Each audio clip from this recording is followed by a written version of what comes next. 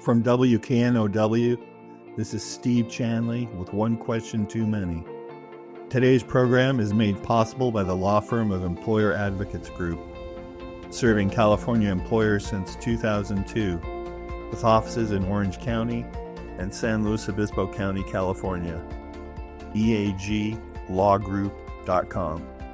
We are joined today by Jill Steinberg, currently a partner at Ballard Spahr's Atlanta office, where she concentrates on white-collar criminal defense and conducting internal investigations. She is a former United States attorney and a high-ranking official at the Department of Justice in Washington, D.C. She spent years prosecuting white-collar cases as well as human trafficking and child exploitation matters. Thanks for being with us today. You're very welcome. Thank you for having me. So how long have you been practicing law? Over 25 years. It's shocking when I say it, but I still like it. So that's what matters. That is very important. So you moved from being a very senior attorney in the DOJ back to private practice recently. Can you tell our listeners about your current law practice at Ballard Spahr? I'd love to. I work in the Internal Investigations and White Collar Defense Group, which is embedded within the litigation department of Ballard Spahr, which is a national law firm. It was actually born in Philadelphia in 1885. I have a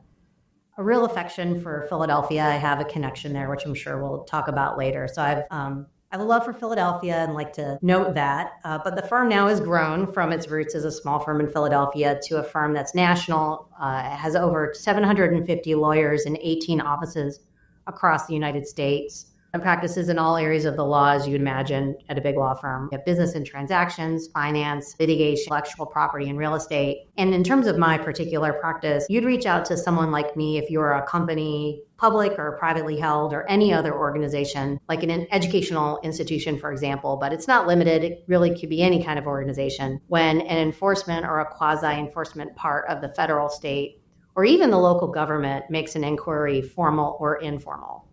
And that inquiry can be for documents, for an interview, or for any kind of information whatsoever. And it can be if the entity or individual is a target or a subject of an investigation, or even just a witness in any kind of matter that could be an enforcement action on the civil or the criminal side, or enforcement adjacent. There are also times when the government isn't involved that you'd want to connect with someone like me, instances when there are matters of relative importance in an organization that need to be investigated. Unfortunately, that's usually a bad situation, but that's what we're here for, is to help. Although often that has to do with misrepresentations, fraud, corruption, or mismanagement. It can involve as many issues as you have imagination. For example, wrongdoing by a company executive or sensitive alleged misconduct that really should be sent outside the organization because the organization doesn't have the resources or perhaps the objectivity to do it themselves. And this is important whether or not a disclosure may need to be made to the government, or that's a possibility. We can help identify if there was wrongdoing at all. We can scope the problem, make recommendations for fixes, and help interface with the various stakeholders in a way that is viewed and is actually objective and effective. I think that's the best way I have to describe the practice. I hope that makes sense to the audience. I believe it makes good sense. Does your practice include, for example, internal investigations that I would refer to as Sarbanes-Oxley investigations? Yes. And so our investigations involve, as I said, financial fraud, mismanagement, all the various forms of what we kind of call white collar practice. And it also involves things that might not be financial at all, but could have financial implications on an entity, and also reputational interests. And so one of the examples I use is wrongdoing that relates to sort of sensitive subjects of corporate executives. And so there's really a wide range of things that need to be investigated, need to be done properly, thoroughly, and objectively. So as it happens, I practice in an area of the law, employment law, where under two different bodies of law, there's a legal requirement that employers conduct a prompt and thorough investigation if they receive internal complaints of violations of the anti-discrimination, anti-harassment, or anti-retaliation statutes. But many employers are not equipped to do their own internal investigation, so that's quite often outsourced. Are you ever called upon to conduct those types of investigations? Yes, I've done it, and a number of attorneys in my firm have done that as well. we're well equipped to do it as folks who know how to investigate things, and folks in our employment practice and myself who are sort of is in the white collar bucket, I guess you could say. We have skills with respect to those types of issues that you're referring to when the situation is what I call sensitive. And particularly for someone like me who's dealt with victims of sexual abuse and human trafficking and other forms of misconduct, having a sensitivity toward trauma and dealing with individuals who've been affected by that can really help you be effective in those types of investigations. And so I kind of say my experience is unique in the sense that I have this sort of typical white collar securities experience, but then I have this other part of my life that's dealt with these types of sensitive subjects. So it gives me the flexibility to do investigations in a number of different areas, which I like. I think you can help the client in a lot of different ways, but also for me personally, it's enriching to have that kind of variety. You explained the different practice groups that are under the Ballard Spahr umbrella. How beneficial is it to your practice to be in a firm with so many specialties and subspecialties? It's great for me because if something comes up that I don't know about, there's virtually 100% chance that there's somebody in my firm who knows. And I'm the kind of person to ask. I don't want to speculate, and you want to be efficient with the client's funds. And so trying to figure it out from zero versus just immediately going to somebody who has the answer is great for me. I learn something from them, and it's also great for the client. There's a type of synergy. Exactly. And so I think that's something that is a real asset to having a number of different practice groups with people who know their areas really well and also geographically dispersed. And so, you're able to service clients in a lot of different ways throughout the country and have, for example, familiarity in a court setting can be very important. And so that's something that you can give in a litigation environment. But there are lots of other local nuances and flavors, I think that add to the quality of the practice when you're at a large law firm that is in different locations. I'd like to discuss your career trajectory because I find it very interesting. Immediately after graduating from Duke Law School, you went right into being a criminal prosecutor, working as an assistant DA for the Philadelphia DA's office. And I've seen your academic credentials, so I can only assume that you had many career opportunities coming out of law school. Why did you choose to be an assistant DA in Philadelphia when you probably had more lucrative options? Going into college, I knew I wanted to be a lawyer and I wanted to be a trial lawyer. I was a policy debater in high school and college, and so it was a logical extension of something that I already enjoyed, which was really digging into a subject and advocating strongly for your position. I was in high school sitting in the library reading the Wall Street Journal. I'm not saying I'm normal, but that's just what it was. In debate, you have to advocate on both sides of a topic. And so that was also part of my mindset when I went to law school. I wasn't sure if I wanted to be on the prosecutorial side, if I wanted to be on the defense side, but I knew I wanted to be in court. I knew I wanted to be an advocate. And so I did my research and I did internships on both sides. And so by the end of law school, I feel like I was as informed as probably you can be at that place in your life about what it is that I wanted to do. And I chose to be on the government side of things. And that takes nothing away from being on the defense side. Those folks are incredibly good lawyers, and it's just as important for skilled lawyers to represent criminal defendants ably. But I just felt it was the right thing for me to represent the government in criminal cases. And the reality is, if you want to try cases, you really need to go to a DA's office or a public defender. There are very few spaces in civil practice where you can get that much trial experience. That's not to say you can't get trial experience. I mean, you certainly can. There are some areas where you're going to get a little bit more than others, but really that's where a lot of the action is if you want to get a lot of trials quickly. And that's even true in federal criminal practice. There are just far fewer trials. You'll get them, but there'll just be more space between them.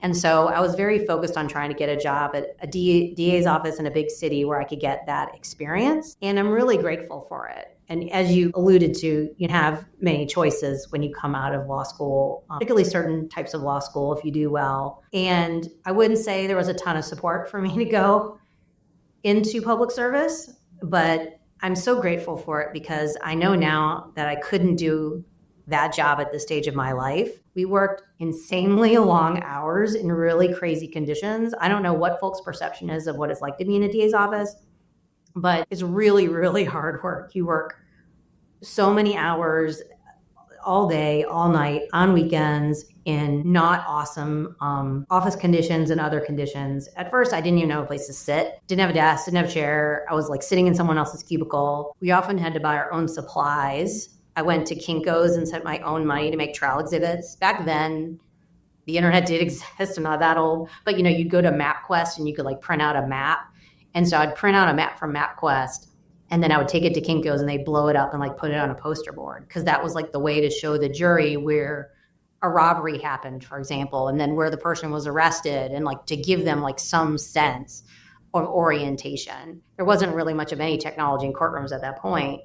And that was sort of the only exhibit that we would have, and we would pay for it. And so I tell law students all the time that if you're able to do it out of law school, I think you should do it. It definitely can be a young person's game because it does take a toll. The hours are long and there's a lot of difficulty. I think doing it at my age, everything would hurt if I were working on the floor all day. And so everything from prep to trials to all of the other things that come along with it is a little bit easier to do when you're young, along with the financial aspect of it, because you're not paid well. And at that stage in your life, you might not have dependents and other financial responsibilities that can impact the decisions that you make financially. And that's not to say students don't leave law school with crushing debt. A lot of them do. And so it might be that it's not possible to go into public service initially. But I would just say, if this is something that you're interested in, really look at law schools that put the money where the commentary is. Folks can talk the talk, but they have to walk the walk with money if you're going to have crushing student loan debt. So look to see that they have a loan forgiveness program and other meaningful incentives to encourage work in the public interest. Have you done anything specifically in law school to prepare you for the demands of being a criminal prosecutor? I did what you would expect, if you've been in law school. I took all the classes that you're supposed to take. But I think the biggest thing for me was actually going out and doing internships. During the summer, I worked at a nonprofit organization in Atlanta that provided criminal defense and other services to individuals who are in the criminal justice system and did not have financial resources. That was very enlightening to me. I worked at the DA's office in Charlotte. I worked at the DA's office in Durham, North Carolina. And I also worked at the U.S. Attorney's Office in the Eastern District of North Carolina, working for someone in their civil affirmative group. And so I had a lot of information on which to make my own personal decision about what I want to do with my life. But to me, that was the most helpful in actually seeing how things work. I think law schools are good at helping you learn, helping you analyze, helping you write, helping you find the tools to get information and apply it. But the actual application, I think, happens in the real world. And so I think law school is important, but it's important for a certain aspect of the practice, but doesn't help you with everything you need to be successful. What would you say were some of your greatest challenges as a brand new lawyer and a brand new criminal prosecutor? I referenced before how much we worked. I think probably sleeping was a challenge, but the workload was remarkable. And I think just what happens to your life as a practical matter when you have that much work to do and you can never get ahead is just something that you just have to grapple with in the moment. We were generally in court 4 days a week. We would get the list of cases the night before, sometimes 2 days before. We did dominantly, as a very young lawyer, you do preliminary hearings of misdemeanor trials. This is in Philadelphia back then. But even later, when you had felony trials, we would be in court most days all day long, and we'd get back to the office and we'd have the files for the next day, or maybe 48 hours later. So you're prepping for whatever your next day is, or 2 days later at 5 or 6 o'clock when you get back from court for the next day or the day after list of trials, which could be 10, 20, sometimes more felony trials. They were mostly bench trials at that point, but still it's a very significant load. And even when you get into the more serious felonies that are largely tried by jury, you could get those files days ahead of time. And so it's extremely challenging, but you learn a lot, and you learn a lot quickly. And so although there is a downside and the learning curve is really, really steep, I don't think you can replicate that in most other places, whether it's a DA's office or a public defender. So there's a great deal of, I guess you could say, sacrifice that goes into it, but there's the payoff is there. That's why I encourage it. But I definitely tell people you have to go into it with your eyes open. And it's an incredibly rewarding and special experience, but it's not easy. Do you have any mentors in the DA's office to take you under their wing and help you along? There were. It was mostly the group of ADAs who were there, sort of the class before us. So it might not have been a specific person, but they would assign us to a lawyer that had somewhat more seniority. Not a lot of seniority, but somewhat more seniority, because you learn so much so fast in that environment. But they were incredibly helpful. They would come to court with you regularly to help you as things happen. So it wasn't just someone in the office who can take your question at 8:00 at night. They would be sitting next to you. So if things go sideways, they would be there to help you. So it's incredibly important, and you need to be really humble when you're going into that kind of situation. And frankly, any new job, humility helps a lot to use the resources around you. But to me, mentorship more broadly is extremely important. In the DA's office, it was hard to give a full mentoring opportunity to anyone in terms of receiving it or doing it. But in other areas of my life, I've had extremely important mentors. There was somebody in my first law firm who was a great mentor to me, and helped me transition from the DA's office into a private law firm environment. And it still is my friend to this day. At the Justice Department, I had a couple of mentors who are also really important to my development as a person and as an attorney, and I keep in touch with all of them. And I would say to anyone who's a young attorney looking for a mentor, it's extremely valuable, and it's not the type of mentor that is told that they're going to be your mentor and you go to lunch with them one time. It's the bonds that you form actually doing the work and that are authentic, where someone is really invested in you and your career.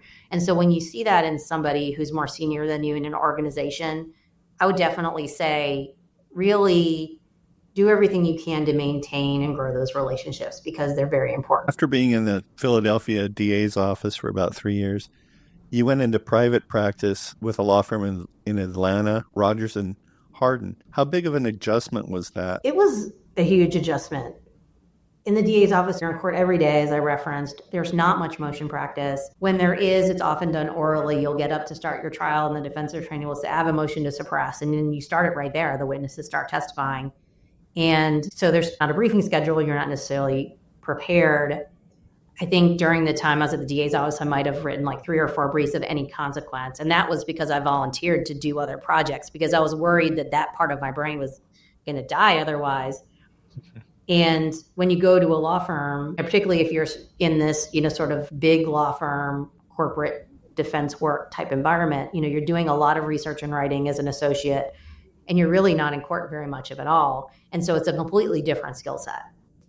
But it's an important one, because I think to be a full lawyer, you need all of those skills. And that was my thought when I went to the firm was, I have this trial lawyer, gritty courtroom thing happening. I've checked that box, but now I need to develop this other aspect of my practice, the research, the writing, the settlement negotiations, the mediation, the arbitration, the advising of the clients, just navigating, having a client and what comes along with the complexities of that relationship. They were totally different skills. And I think it was really important to me become a more full lawyer to really put myself to task and do something completely different. What was the nature of your practice at Rogers and Hardin? It was complex civil litigation and securities work.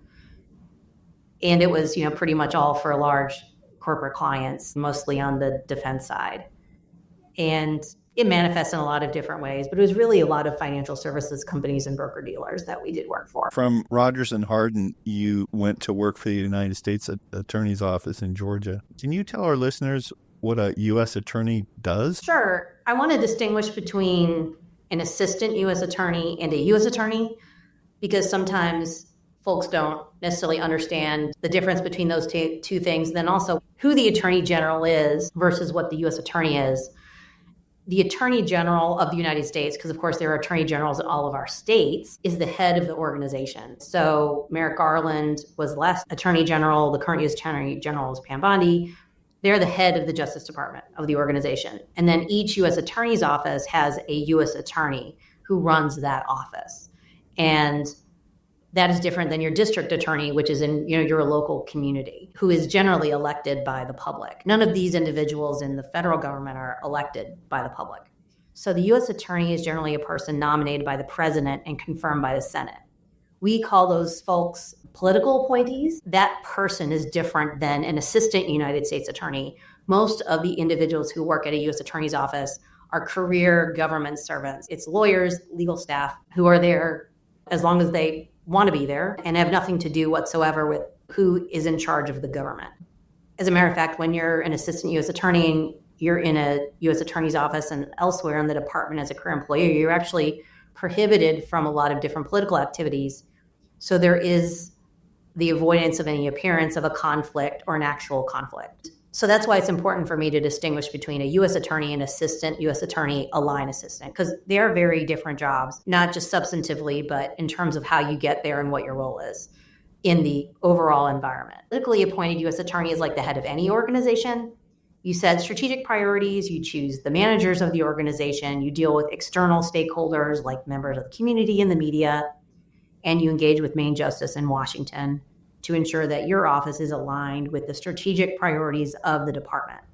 You might have to put fires out as they come up. If a judge is mad about something and he or she picks up the phone, someone has to answer and do the diplomatic thing and make everybody happy. You spend a lot of time dealing with administrative functions and personnel issues, which a lot of people don't realize how much of it is administrative and personnel. It's astonishing. As a line assistant, you're really just focused on building cases and getting them to their just conclusion. In some offices, you handle your own appeals. In other places, they have their own appellate work. So when I left Rogers and Hardin, I became a line assistant in the U.S. Attorney's Office in the Northern District of Georgia, which is in Atlanta. And later on in my career, so just recently, I was the actual politically appointed U.S. Attorney in the Southern District of Georgia, which is in Savannah. Even for members of my family, they don't totally understand it, but I like to make the distinction because I think it's important for people to understand the difference. So at the beginning of my time in the department, I was a line assistant, and I handled mostly violent crime cases, guns, robberies, drugs, crimes against children, and human trafficking. And then later I kind of pivoted to what most folks will consider like white collar crime. So a lot of those are long-term proactive cases. And what you do in an office can really depend on where you are geographically. What an office needs to do to serve its district and its community is different just depending on where you are. If you're in California, the needs of your community might be different than in the Southern District of Georgia in Augusta, for example. So part of your job is to do what services your community the best, figuring out what is the threat and how is it that you battle that threat. And how is it that federally you do that versus what your DA's office is doing or what your state AG is doing. And every office is structured differently. In a large office, you might have sections where people have a lot of specialized knowledge in particular areas. But in a smaller U.S. attorney's office, folks might have to do a little bit of everything and you're more of a generalist. And so that's one of the other things I like to talk to people about is how different each U.S. attorney's office is from one another and how different the U.S. attorney's offices are from Main Justice.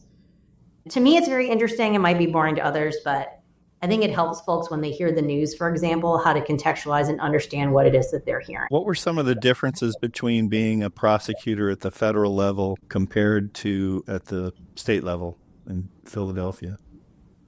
As I said, every office is a little bit different, but as it relates to the U.S. Attorney's Office in Atlanta, it was really a happy medium between being in the DA's office and the law firm.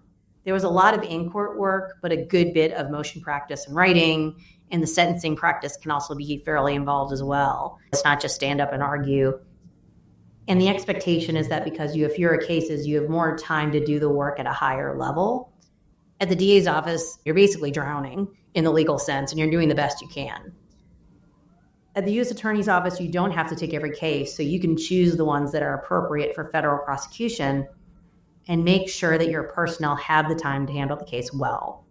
I think the fundamental difference between a DA's office and a federal U.S. Attorney's Office is that a DA's office, you basically have to take everything. Whereas at a U.S. Attorney's Office, you have the ability to pick and choose. The crimes that we cover in the federal government are also a lot smaller. A lot of people don't realize that.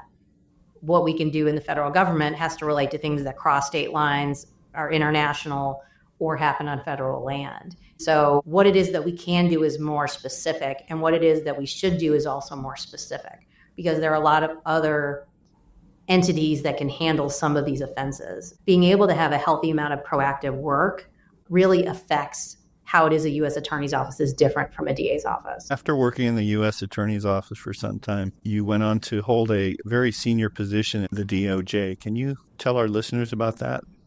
Certainly. The government likes titles, and I always say that to people because when I talk about the D.C. part of my time at the department, folks can't help but laugh when I tell them my title. So I was an Associate Deputy Attorney General, and I was also the National Coordinator for Child Exploitation Prevention and Interdiction.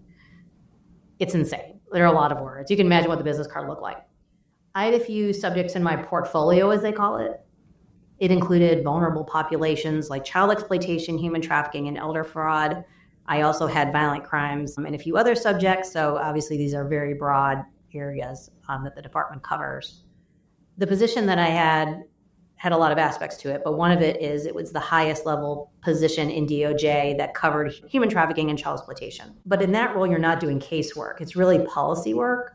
So you're working with Congress, you're working with the White House, you're working with the interagency, meaning other agencies that cover that topic, whether it's DHS, Department of Homeland Security, or the Department of Labor, the Department of State, and Human Services, things like that.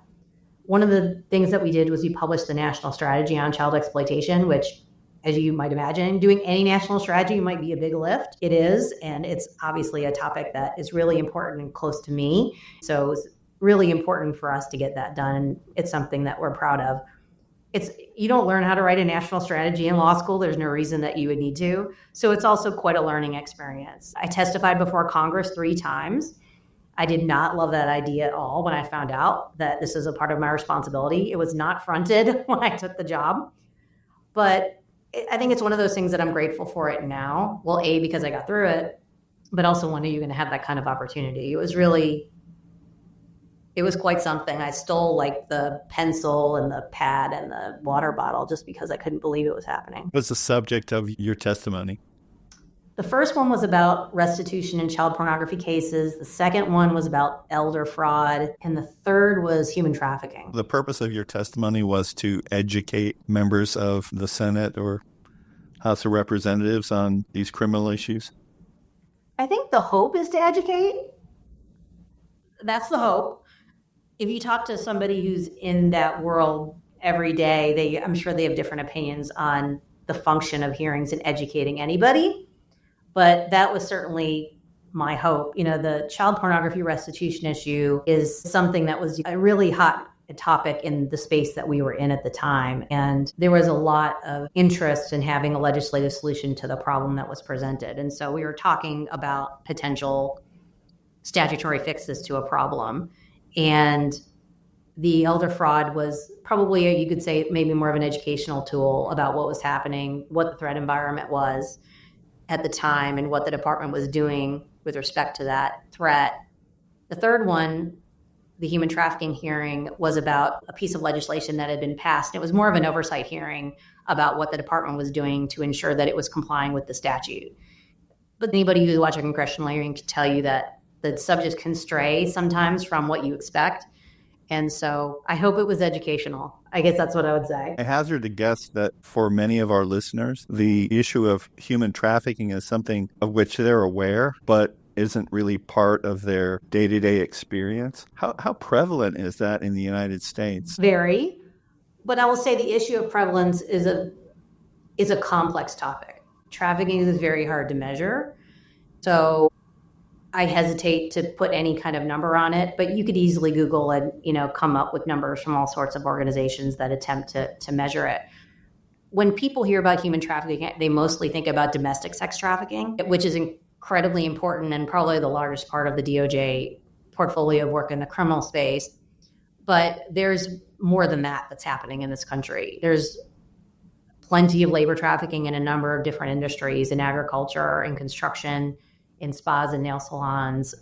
And it's mostly adults, but there are also children as well.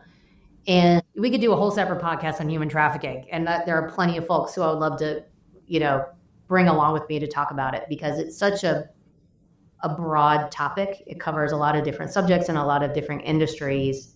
And I think to the extent people know about it, I think they know about a small fraction of the problem.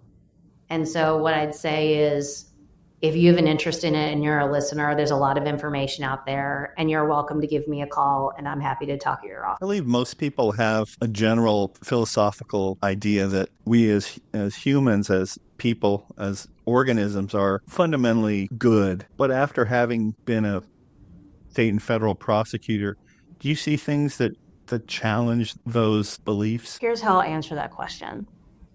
In the darkest of moments, I still see things that give me hope. For example, in the human trafficking space, having the survivor come to court, he or she might be testifying in a trial, or he or she might be testifying at sentencing, he or she might just be in the back of the courtroom. The bravery that it takes to do that is extraordinary.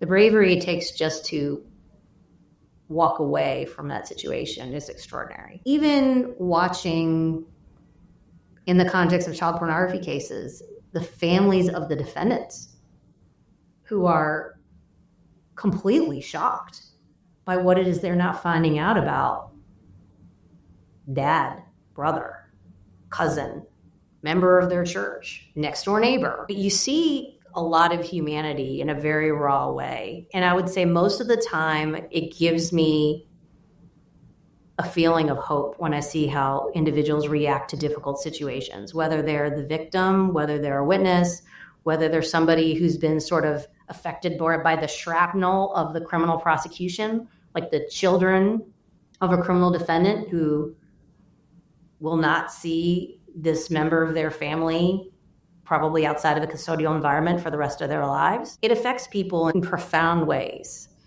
And you can react to that in a way that's helpful and productive, and you can react to that way that's responsible and thoughtful.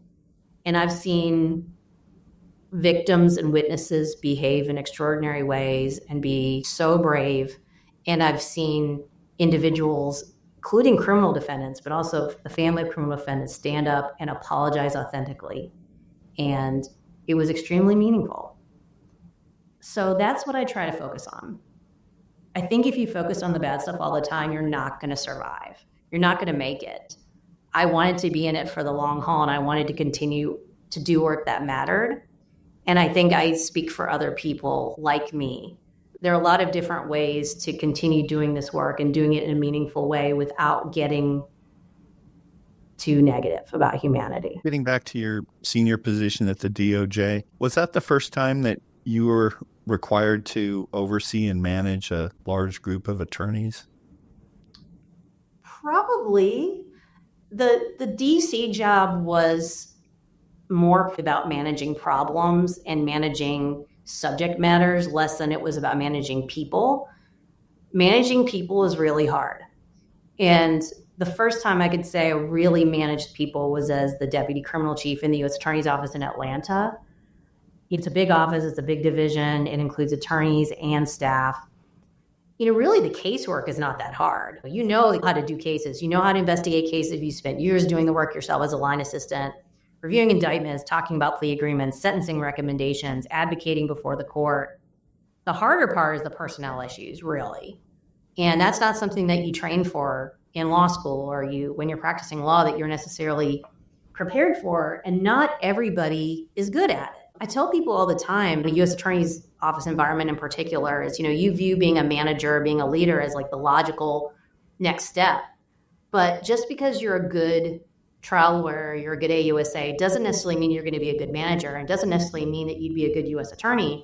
They're just completely different skill sets, and it's completely okay. It's completely okay. And there were a number of very senior people who were very content to be line assistants until they retired, and that's a good thing. Because you need lots of different people who want to do lots of different things with their lives in order to make the organization work. And we need to value that. I tell people that you really need to think hard about whether you want to be a manager. And as the U.S. attorney, I had a lot of conversations with AUSAs who were asking me for a promotion, and I encouraged that. I wanted to know if people wanted to take a leadership role. But I was very honest with them and I asked them really hard questions about whether it was really something that they wanted to do. Because the personnel issues can be crushing. I mean, you're in the employment space, so you probably know people have complex lives, they have complex problems, and a part of the job is helping them work through those things so they can be an effective part of the team and be productive. You spend an incredible amount of time as a manager and a leader dealing with stuff like that. It just comes with time and experience to know that you can do it and you can do it well. And then hopefully it's something that you can pass on to others. Do you make use of any external resources to help you be a more effective manager? I did. I read books. The department actually has a course. The Justice Department has a training center called the National Advocacy Center where they do put on a course for managers, which is very helpful, particularly like in your space with employment related issues. They can be very complex, nuanced, and like if you do it wrong, the results can be very, very bad for the organization. They do the nuts and bolts of management and leadership. They don't do as much about like leadership style and being a good leader in the more philosophical sense, I guess. They do some of it, but I took it on myself to do some reading. And I also had friends who are in the leadership development space, and I used them and they were generous with their time and sort of giving me the tests and going through the results with me. So I had the ability to identify my shortcomings and work on them. I hope that made me a better leader and a better person. But I think one of the things is just recognizing that these are different skills and you likely don't have them simply as a result of being a lawyer. What are some of the things that you're most proud of during your time in the U.S. Attorney's Office or in the DOJ? There's certainly individual cases that I'm proud of, like the anti-corruption work we did. You referenced that at the beginning of the program. And the child exploitation cases are also really important to me. I don't know how much people know about what DOJ does in this space. There's a ton of work that they do in the anti-child exploitation trafficking space. And it's not just prosecutions. There are hundreds and hundreds of prosecutions with very, very high sentences, international cases that can be extremely complex in terms of evidence gathering and other aspects of the investigation. But the department also does a lot of victim assistance and support that sometimes are related to a prosecution. Sometimes it's just for the sake of doing victims assistance and support. There's a lot of grant making that goes on to the states to help victims, to support human trafficking organizations. There's a lot of work in the education and prevention space. That's something I wish the general public could really see is what the career lawyers are doing in every single area to make their communities safer and better places to live in. After being a senior attorney at the Department of Justice, you moved back to private practice recently. How would you say that your experience in the public sector has helped you to better serve your clients at Ballard Spahr? I tell people all the time that you expect lawyers to be smart and work hard, but not all lawyers have good judgment. That's a different skill set. They don't always do a good job between distinguishing something that's critically important and something that's not important, or something that is important but not time sensitive, or even just practical judgment about dealing with people. For example, I'm in investigations practice, as we talked about, and knowing how to do an investigation is very important, like the nuts and bolts of doing an investigation, how to scope it, how to get documents, how to do the review, how to identify issues, how to make recommendations, all this stuff. But there are other things that are important in being effective, which is, building a rapport with your client, with a witness, friendly or adverse, how to be effective in pushing for information from people, when to push, when to stop. When you're working at a high level in the government, you're dealing with people with a lot of power. People can be very complex and demanding, and there are critically important issues that are coming up all the time. And so it really helps you to develop practice dealing with this type of stuff every day. And particularly if you're in a white collar practice and you're engaging with the government, you also know how folks in the government are receiving the information. What do they care about? How do they make decisions? And what's going to kind of move things in the direction of your client? So I think that's probably the greatest benefit to my background. I always ask guests about their experiences and opinions of the use of AI in the practice of law. Have you adopted any form of AI in your current law practice? I don't think you can avoid AI if you want to at this point. I mean, it's embedded into all of our research tools that we use, and it makes us more efficient. And so good luck. If you're somebody who doesn't like it, you will not escape. I think it helps you where you want to get to faster. It doesn't substitute for reading the law. I think, if you read any of the legal news, you see these sort of disaster stories about people who just use AI to write a brief and it's wrong in lots of different ways. So it doesn't substitute for the work, but I think it gets you to where you want to be faster. I think it can help you be creative, because sometimes if we do repetitive work, we can immediately go to a certain place in our heads. And AI is sort of potentially objective and sees maybe a broader array of information because it has the whole world as its data source. So it can, I think, be helpful in thinking about creative solutions. I talked to a defense attorney recently, and he used AI to help him create the cross-examination outline of an expert witness in an area where he really had none of his own expertise and didn't necessarily have the resources to hire his own expert. And that made a lot of sense for him as a solo practitioner with limited resources. And I think it's going to put attorneys on more similar ground to one another. It won't necessarily just be that lawyers and big law firms with all these resources are going to be able to attract really complex cases against a smaller firm, because I think smaller firms and entrepreneurial and capable lawyers will be able to use these tools to be competitive, not just in the research and advocacy space, but also in the discovery space, which can be crushing in certain types of litigation. And I think it's great to create some level of equalization, to really test your skills when there's a greater marketplace or greater competition in the marketplace. And so I say, bring it on. In terms of equalization, one of the issues is the societal impact of AI on people who otherwise couldn't afford legal representation. For pro se litigants, for example, AI may open a whole new area of possibilities to defend themselves where otherwise they couldn't afford effective assistance of counsel in civil matters. What are your thoughts on that?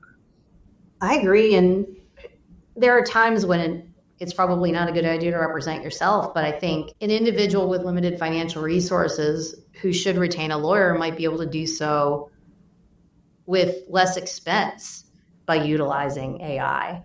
And so, maybe you draft the document yourself and you have someone review it and it takes a half an hour as opposed to it taking 2 or 3 hours. And so whether it's someone representing him or herself, or it's being able to utilize an attorney more efficiently, I think it's probably an overall good thing in that very narrow way of thinking about AI. And there are obviously much broader issues that I will not purport to discuss here, but in that specific regard, I think it's a good thing. Do you provide any pro bono services or volunteer your time in any law-related organizations? I do. I've been back at the firm for 6 weeks, but I already have a pro bono engagement. It's a landlord-tenant dispute. And they have a program called Saturday Morning Lawyers here in Atlanta. If you're here in Atlanta and you're a lawyer and you're able to volunteer, please do. I got a lot from it, and I'm sure I will continue to get a lot from the representation. And obviously, I've spent a healthy amount of time in public service myself, but when I've been in law firms in the past, I've also been a guardian ad litem and I've been a child advocate. And all of those experiences were incredibly enriching to me as a person. I'm an advocate for it. And I also would say, it helps broaden your legal skills because, you might be a transactional lawyer. This might be an opportunity to get into court and see advocacy. Whether you see it as just a professional opportunity or a personal opportunity, I think there are upsides in both respects. Important do you think it is for law students to participate in pro bono or public service activities before even graduating from law school? I think if you can, you should. It's just like when I did internships myself. It helps you figure out what you want to do. And even if what you want to do is already decided, again, I think it gives you more skills professionally, and I think it gives you a broader point of view about the world that we live in. And I say about trial advocacy is, you're trying to persuade people. If you don't know a lot about people or a broad range of people, you might not be an effective advocate. So however you look at it, there's an upside. I say it's like going to the gym. Like you say, I'm too busy, I can't go to the gym. But once you get there and you're done, you're like, I'm so glad I went. That's my feeling. Just do it. Stop complaining and just do it. Do you think that some public service organizations could be doing a better job with their outreach to law schools? I don't know. I haven't been in a law school environment for a while, so I'm not sure. I'm teaching at Emory in the fall, so maybe I'll be able to test it then. But my impression is that that's actually a good time to get to students is in that stage. Some of them still believe that they can be an agent of change, or I'd like to think that young people still think that they can be agents of change. But I guess we'll see. I'm going to test that in the fall. Right, the capstone question. Have you ever asked that one question too many? Yes. And I love the fact that that's the title of the program. Thank you. I have, and anyone who says no, I think you should immediately delete the audio because we've all done it. It's just a matter of whether or not you're going to admit it. I did do it in my first couple of weeks as a DA, as an ADA in the Philadelphia DA's office. I asked the victim of a robbery if she could recognize the defendant. You know, there's that time if you watch the shows where they say, look around the courtroom, tell me if you can identify the defendant. I mean, that's how it worked in criminal court in Philadelphia too. You'd say time, date, location, tell me what happened. The witness would testify, and then you'd say, can you identify the person who did that? And then they'd point across the room and the music would play. Well, she could not identify the defendant. And it was just that feeling of just complete and total panic. But obviously I was a new lawyer too, so it was just combined with my general anxiety about being a new lawyer in this environment. And thankfully there was an experienced ADA who was with me, who helped me through it. But I will never forget that feeling of panic. But it's a great lesson. And I think it's good to get that lesson early and in an environment where you have somebody who's tasked to be with you and help you fix these problems. Rather than doing it later in your career where people have an expectation that you're not going to make these kind of mistakes. And so do it early. I wouldn't necessarily say do it often, but do it early and make sure there's somebody there to help you. It's also a great lesson on witness preparation and the value of eyewitness identification. So there's a lot of learning that happened in that 10 minutes as a young. So I'm dying to ask you, was the witness ever able to identify the defendant? I think that defendant pled guilty. So I don't think she was ever tasked with having to identify him because I think this is a preliminary hearing and I think it ended up being a plea. But there was plenty of other evidence that this individual was the culprit. And that was really the problem. You know, if it's not necessary, there was really no reason for me to take that risk. Jill, it's been absolutely wonderful having you on the show as a guest. Can you tell our listeners how to reach you? You can find me on LinkedIn, of course, and my profile is also on our website, which is ballardspahr.com. Great. Well, thank you again for joining us. This has really been very informative. Thank you. Great to talk to you.